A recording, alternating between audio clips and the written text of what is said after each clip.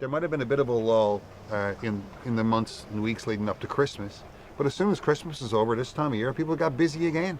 The seasons in Petty Harbour definitely defined the work. They always did, you know, and it was like, and like most of rural Newfoundland, I would say, you know, because Petty Harbour, for all intents and purposes, you know, lived in my lifetime as a rural place. It was just constantly defined by what was going on in the outdoors, and it not only drove the economy, what people did for a living, it also was socially what people did.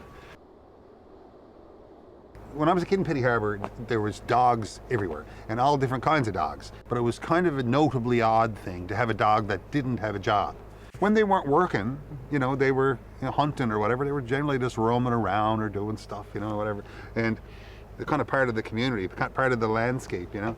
Because my grandfather and his brother were the first sort of people to look after the hydroelectric plant up there, the Doyles weren't really fishermen.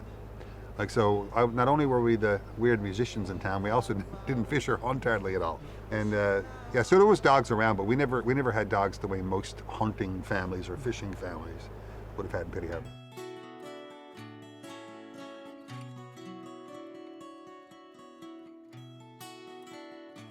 People from Petty Harbour, men from Petty Harbour, were always called Petty Harbour dogs.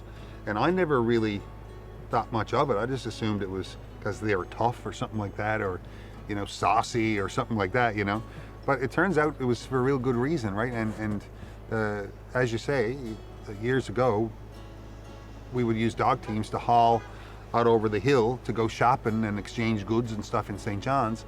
And there's actually early references in early writings around the turn of the century about people in downtown St. John's being able to hear the Petty Harbour dogs coming out over the Kilbride Hills.